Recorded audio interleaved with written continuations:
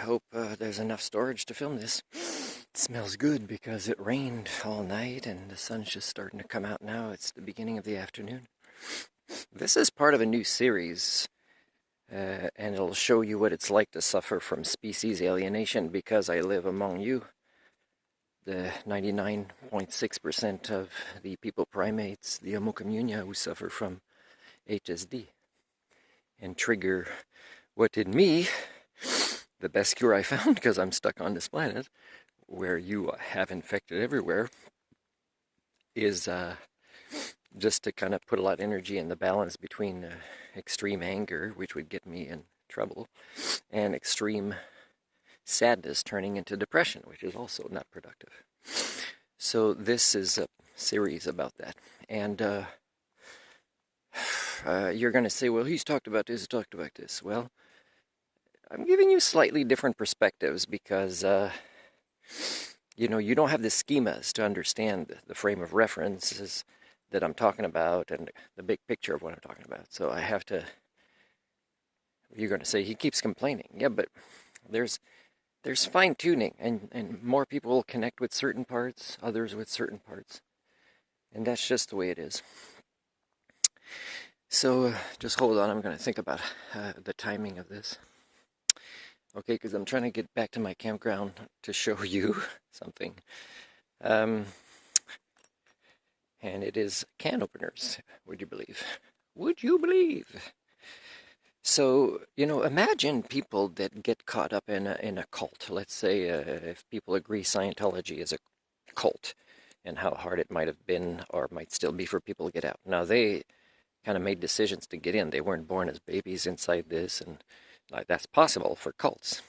Now, imagine that suffering from species alienation is being born in a cult, and being born in all the cults. So, and as much as you know you want to leave, and the cult is bad, and you acquire the skill sets, there's nowhere to go. It's like when you leave, there's a vacuum that sucks you back in. It's worse than the mob. And the reason it sucks you back in is that, it's everywhere on this planet at this particular epoch of geological time where your species, the People-Primates, have become who they are before this this most devastating of crashes of proto-civilizations is coming up. So it's pretty frustrating. So I'm going to show you these can openers, okay? And this is because all of you suffer from all these cults, including the cult of the magical belief of the monetary paradigm that you have to pursue. So if I describe all this to Canadian politicians, say, hey, why do you victimize your own citizens? Where I have to buy these can openers, and the same design, by the way, in the time of my grandpa would last decades. And for me, it lasted opening maybe 4 cans.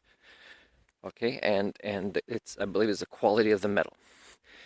And then where does this metal go when these things break that are pretty much even before your social pandemics that are going on right now?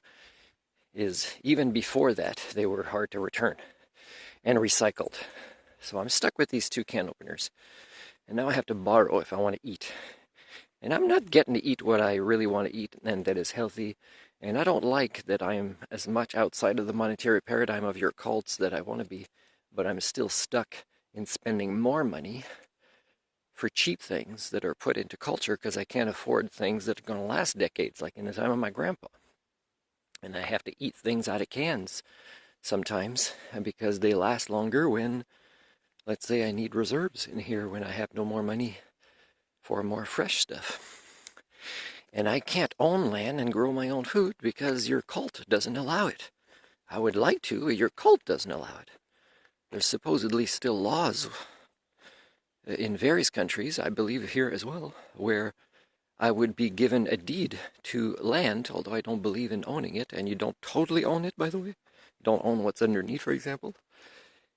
And be able to have freedom there to grow my own food. It wouldn't work because the parameters and how hard it is. You have to hire a lawyer. Just making it work is you have to be able to create what the elites want you to create with that place. You don't really have the freedom. You just have the illusion of the freedom based on the limits of the ignorance you choose to live with. So these are the can openers. So this one hasn't broken, but it's still, I gotta like keep puncturing it because it just doesn't do a good job. It's not tight enough. It wasn't designed tight enough.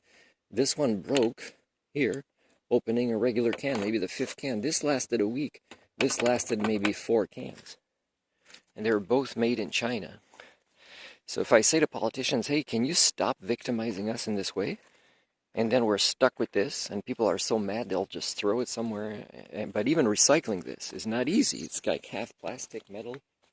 It's like you know, you're not just dooming our planet, Mr. Politicians, you're dooming your societies, your cultures, your people, and it's all these cults of money, right? And it's hard to live outside. And in this series, I could even do examples of just doing one thing different than the norm, not having a cell phone number.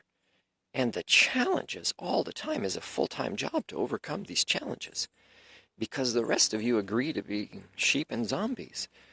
And it's sad. It's so sad.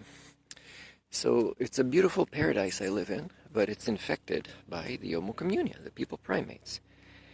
And nature is cruel to me because it's given me health, and I've lived among you for half a century now, and I still don't see signs of my life coming to an end. And I'm not suicidal. If it comes to an end in a worthy, honorable way, I'll jump for it.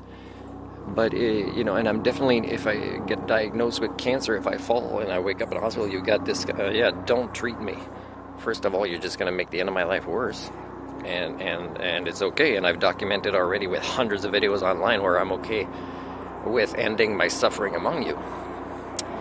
And it's not deep depression that's making me do this. There's also strategy to know I've already achieved 2 to 3 things, and I could probably finish the 3rd that nobody else has ever done in my lifetime. Let's say I have 3 months left to live.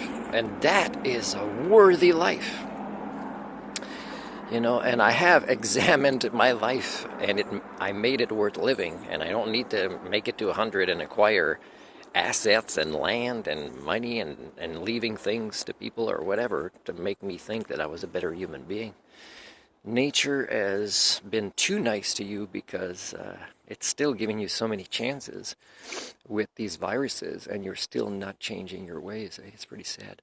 I want to warn you that with this series, if I get a job where, no, you must get a cell phone number. Oh yeah?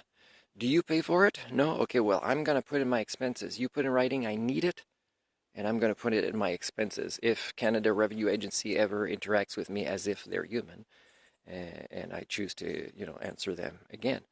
But if I do that, guess what I'm going to do with my phone? I'm going to go live with my YouTube videos, so you really know what it's like to suffer from species alienation among you. And I'm not going to be hiding a camera somewhere that's really sneaky to see. No, I'm probably going to be just holding my phone in my hand. It'll be recording. And if any of you use the abilities to learn through your eyes and you notice it, all I'm going to say, oh yeah, my phone records things sometimes. And that's it. And probably that will be enough. Most of you, even police officers, most of you would just continue with the zombie conversation. And that's who you are. And that's what I'm living among. And even though I understand and I know who I am and I'm proud of who I am, and I know what triggers my feelings is these environmental interactions with just one species on this planet, the other ones are fine, it does provide me with some medicine to see this, and live will be great.